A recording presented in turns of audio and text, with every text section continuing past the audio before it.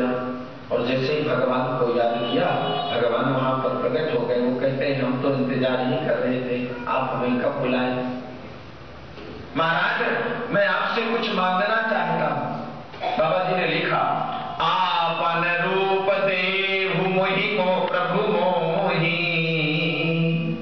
आन भात नहीं पावहु कोई। महाराज मैं आपसे आपका रूप मांगता हूं, मुझे आप अपना रूप दे दीजिए। भगवान हैरान हो गए, ये क्यों भाई, ऐसी क्या बात हो गई, आप मेरे से मेरा स्वरूप मांग रहे हैं। बोले और मेरे पास कोई दूसरा उपाय भी नहीं है कि मैं उसको प्राप्त कर सकूं। किसको? बोले विश्व मोहिनी तासु कुमारी,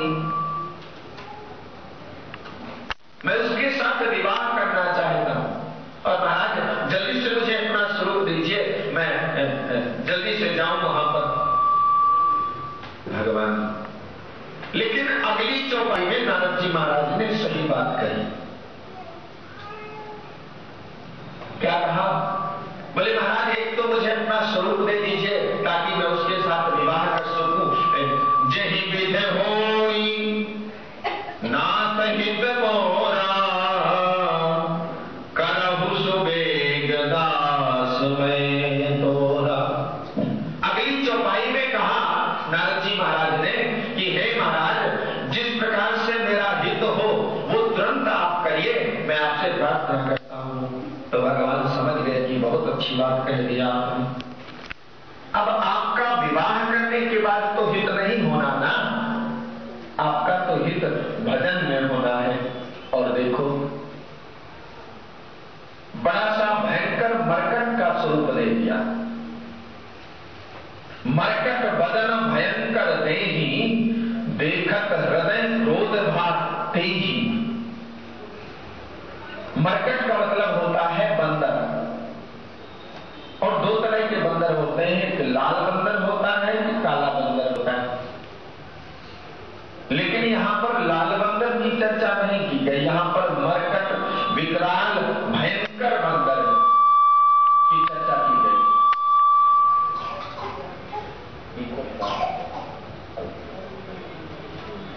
भयंकर लाल काले बंदर की चर्चा की गई और वही स्वरूप रखा गया। बाबा तुलसीदास जी महाराज कहते हैं वो स्वरूप लेकिन जो मिला नारद जी महाराज को, वो स्वयं नारद जी को और उस लड़की को देखने के लिए प्राप्त हुआ। ऊपर से और किसी को वो स्वरूप दृश्य दिखना नहीं।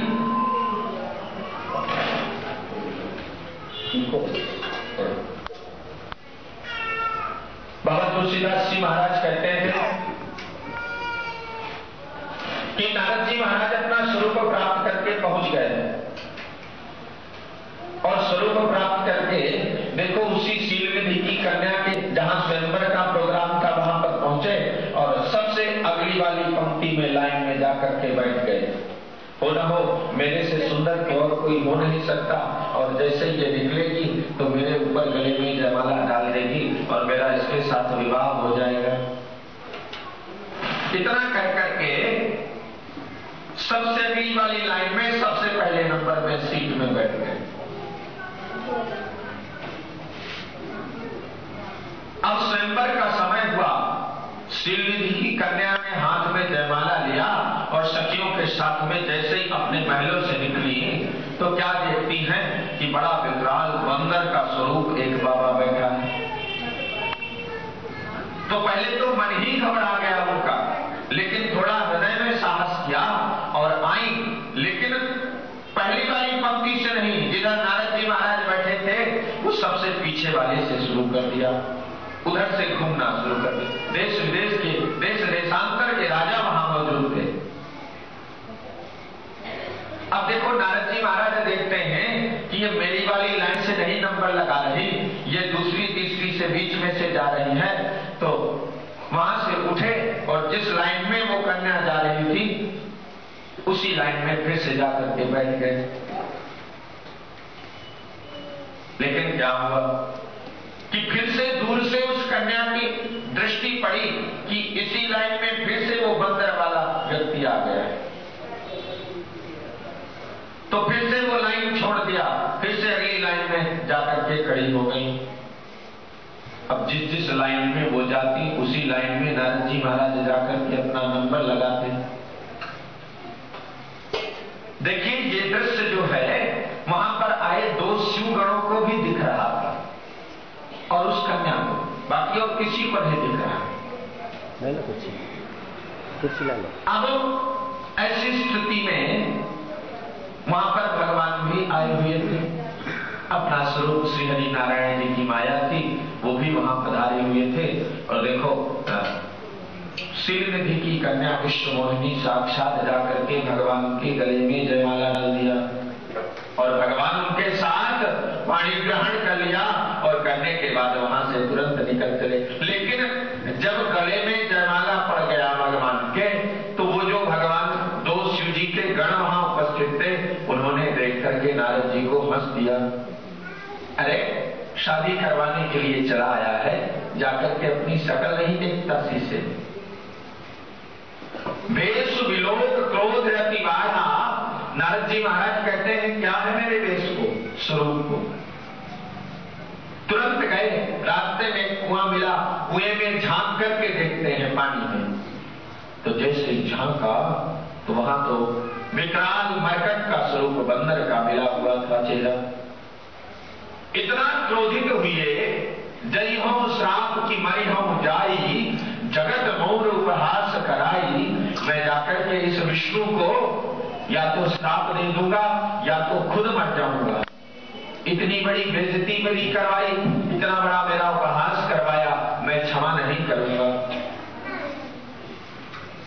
अब देखो ऐसी बात करते करते क्रोध के मारे जा ही रहे थे रास्ते से कि भगवान विष्णु साक्षात वहां पर रास्ते में मिल गए। एक तरफ लक्ष्मी जी थी और दूसरी तरफ जिसके साथ में अभी विवाह करके आए थे वो भी खड़ी थी। नारद जी महाराज के क्रोध की सीमा नहीं रही। अरे इतने बड़े तुम ईर्ष्यालु निकले, मैंने तुमसे आपका तुम्हारा चेहरा क्या मांगा था, तुमने मुझे बंदर का स्वरूप दे दिया। अरे एक तो विवाह तुम्हारा हुआ था, अगर दूसरा मेरा हो जाता तो तुम्हारा क्या फर्क पड़ता। एक किए हो दूसरी भी लेकर के खड़े हो गए और श्राप दे दिया, इतना घोर श्राप दे दिया। तुमने जिस बंदर का स्वरूप मुझे दिया है, मैं तुम्हें श्राप देता हूं कि एक दिन जिस पत्नी के लिए तुम मुझे ने ये स्वरूप दिया है, एक दिन इसी पत्नी के वियोग से तुम दर दर भटकोगे, वन में फिरोगे और तुम्हें कोई सहायता देने वाला नहीं होगा। तब तुम्हें यही बंदर काम आएंगे, हमारा ही सहयोग होगा और हमारा ही सपोर्ट मिलेगा तुम्हें। ये बात कही, श्राप दे दिया। भगवान खड़े खड़े सुन रहे थे, सब कुछ सुना और सुनने के बाद फिर माया का पर्दा हटा और नारद जी महाराज की जब नेत्रों से वो पर्दा हटा तो उन्हें पश्चाताप हुआ। पश्चाताप हुआ कि मेरे से गलती हो गई, बहुत बड़ी भूल हो गई और मैंने ये सब क्या कर डाला, भगवान को मैंने श्राप दे दिया। महाराज मेरे से मुझे क्षमा करें, क्षमा करें। विष्णु भगवान ने कहा, नारद ये आपके अंदर जो एक अहंकार के वृक्ष बीज उपज रहा था, इसको मुझे नष्ट ही करना था। कोई बात नहीं, आपने उस अहंकार में आकर के जो कुछ कहा वो तो अब सत्य होना ही होना है। लेकिन नारद जी कहते हैं, महाराज मुझे कोई ऐसा बताइए जिससे मेरे मन की शांति मिले। भगवान ने कहा कि नारद जपहु जाई शंकर सतनामा। ये नहीं कहा कि आप जाकर के मेरा नाम जपो, मेरा नाम उच्चारण करो, ये कहा कि जपहु जाई शंकर सतनामा।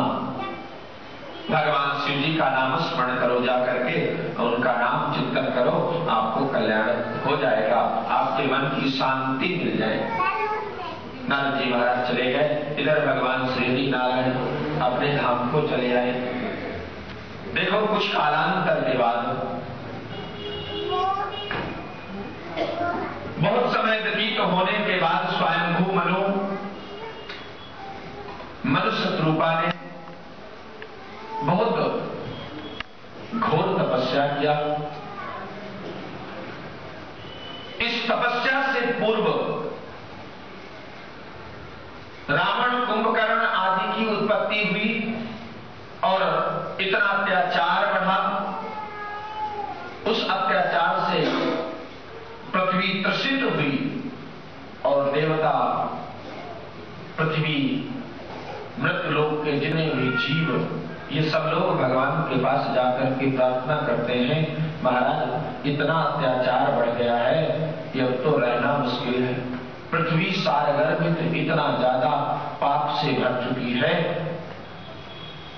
कि कुछ कहा नहीं जा रहा। देवताओं को भी बड़ा कष्ट हो रहा है। इतना दैत्यों का अत्याचार और पाप की अधर्मता बढ़ गई है।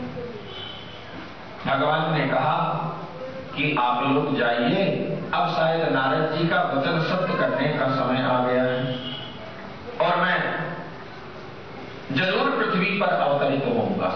अब वो समय नजदीक आ चुका है। बाबा तुलसीदास जी महाराज लिखते हैं कि इधर मनु और शत्रुपा ने इतना घोर तप किया कि देखो तप करते करते अत्यंत शरीर क्षीण हो गया।